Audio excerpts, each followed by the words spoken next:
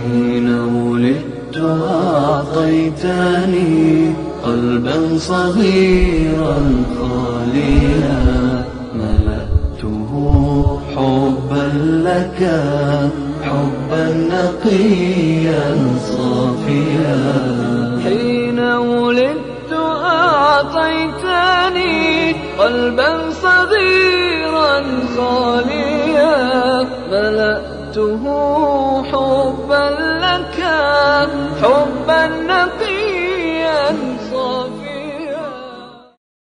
سلام علیکم، بفرمایید. سلام علیکم و رحمت الله.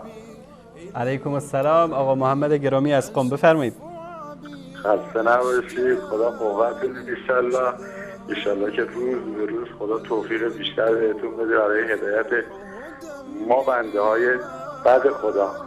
الله متعال شما را حفظ بکنه. شما از بنده های صالح خدا هستید و این تماس شما هم مسک ختام برنامه است. بفرمایید برادر گرامی. سلامت باشید انشالله. پس من زیاد وقتتون نمیگیرم آقای انصاری. خواهش میکنم، بفرمایید. بسم الله الرحمن الرحیم. آخر کسی ستمکارتر از کسانی است که بر خدا دروغ می‌بندند یا این که آیات او را تکذیب می‌نمایند. 37 ارم. خدمت شما عرض کنم که آقای انصاری جان، من میخوام به این آقا عبدالله که گهگدایی زنگ میزنن و خیلی با عصبانیت صحبت میکنن، فقط یه چیزی میخوام بهشون بگم. میگن دلایل قوی باید و معنوی، نه رگهای گردن به ظاهر قوی. خود داد بیداد کردن و رگی گردن کلوف کردن و نمیتونه نتیجه بگه های انصاری. این شبکه یه شبکه جهانیه. اگر کسی ادعا داره که منطق داره، باید با دلیل با آرامش صحبت کنه که هم جواب بشنوه هم بیننده ها بتونن استفاده کنن. اما با داد بیداد و شلوغ کاری کردن و سفسطه کردن فقط اعصاب خودش رو خورد میکنه دیگه. و بیننده هم که نشسته مثل یه فیلم خیلی بازم کمدی باید بخنده این آقا چی داره میگه. حالا از طرفی ما همه ادعامون این آقای انصاری.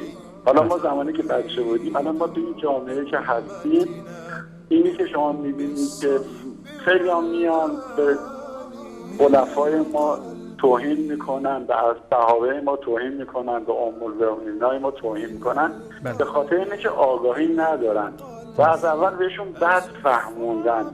همه دلشون میخواد موحد باشن، همه دلشون میخواد راه مستقیم رو برن، ناگاهانه و بی منطق انداختن تو خاکی و دارن یه مسیر کجی رو میرن. درست. میگن یه روز، حالا من برای اینکه مطلبم بهتر برسونم، میگن یه روز یه بنده خدا یه مسیری رد میشد، دیدی در 15 نفر تو صف واسطادن، یه سوراخی به دیواره، اینا یکی یکی میرن تو این سوراخ رو نگاه میکنن، هرچی نگاه میکنن میان دوباره برمیگردن میرن ته صف. این گردش ادامه داره، اینا هی تکرار میکنن. این بنده خدا میاد یکیشون میگه که چیه داستان؟ میگه این چی باید واسه ببینیم. من چی بگم به تو؟ آقا یعنی ما مثل تو صف یکی میرن جلو، نوبتش میشه، هرچی تو این سوراخ رو نگاه میکنه میبینه چیزی نیست. میگه آقا اینجا که چیزی نیست شما نگاه میکنی. میگه بیور خدا پدر بیامرزه، ما 48 ساعت از این نگاه میکنیم هنوز چیزی ندیدیم، تو همین نرسیدیم آقا یه چیزی ببینیم. حالا ما به این آقایون میگیم آقا جان عزیز من، ما وقتی بگیم یا الله، برای که خود خدا به ما یاد داده، تربیت داده، مکتب رسول الله این. وقتی خدا به ما میگه بگو یا الله، هر چی میخواد از ما بخوای، از من بخواد، ادعونی از تجد لکم ایاک نعبد و ایاک نستعین. اینا میگن نه آقا جون، ما دوست داریم از علی واسطه قرار بدیم، از علی بخوایم. حالا شما چی کار داری؟ میگیم آقا خدا گفته. میگن همین آقایی که شما اسمشو گهگداری میاری، من نمیخوام اسمشو بیارم، میگه آقا شیطانم یا الله میگفت ولی از طرد شد. آقا شیطانی که یا الله میگفت در مقابل الله ایستاد، تکبر کرد در برابر خدا. چه ربطی داره به ما که ما میگیم آقا ما از خدا میخوان؟ اگر امام رضا امروز شما میگه آقا امام رضا، ما از امام رضا نمیخواد، ادعا میکنن که واسطه. آقا چه لزومی داره که از اینجا بلنشی با اتوبوس قطار سواری راه بیفتی بری مثلا میگم مشهد، اونجا بالا سر قبر امام رضا میخوای به خدا بگی خدا اون بالا نگاه کن رو زمین و این امام رضا رو من دارم شفیع قرار میدم یعنی خدا نعوذ بالله نمیبینه؟ ما باید حتما نشونش بدیم. آقای انصاری ما بچه که بودیم خیلی کوچیک بودیم، ما رو بردودن مشهد، ما نگاه کردیم دیدیم که مریضایی که یک پنجره‌ای بود بیرون بهش میگفتن پنجره فولاد، ما دیدیم مریضا رو برداشتن پای این پنجره خوابوندن، حالا مریضای طولانی هر مریضی رو برداشتن با یه طناب بستن به پنجره فولاد. من اون موقع با اینکه بچه بودم عقلم نمیرسید به مادرم گفتم مامان این چیه داستان، این پنجره برای چی با طناب بستن؟ برای اینکه امام رضا میاد سر طناب بگیره مستقیم بیاد سراغ مریضه. چه منطقیه؟ آقا امام رضا، امام حسین همشون درجاتشون عالیه، ولی نه اینی که ما بخوایم ازشون برای ما کاری بکنن.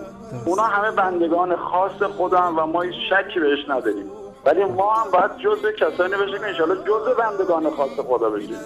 خدا نیومده جایی معرفی کنه که بگه آقا برید از امام رضا بخواید من از طریق امام رضا شفای شما رو میدم. خدا میگه آقا هر چی با تقواتر باشه بیاد جلو، بسم الله اصلا سبقت بگیرید. یعنی همه میتونن خوب باشن. اول سوره بقره شما نگاه کنید آقای انصاری 5 آیه رو خدا اومده متقین رو معرفی کرده. یکی از اون علامت ها اینه که به غیب ایمان داشته باشی. حالا من میخوام یه سوال بکنم، امام زمانی که خودش غایبه به ادعای این آقایون، کسی که غایبه چجوری میتونه به غیب ایمان داشته باشه؟ درست. حالا من وقتتون رو زیاد نمیگیرم آقای انصاری، خیلی خوشحال شدم صداتون رو شنیدم. قربان شما، التماس دعا دارم. تشکر از شما، خدا نگهدارتون.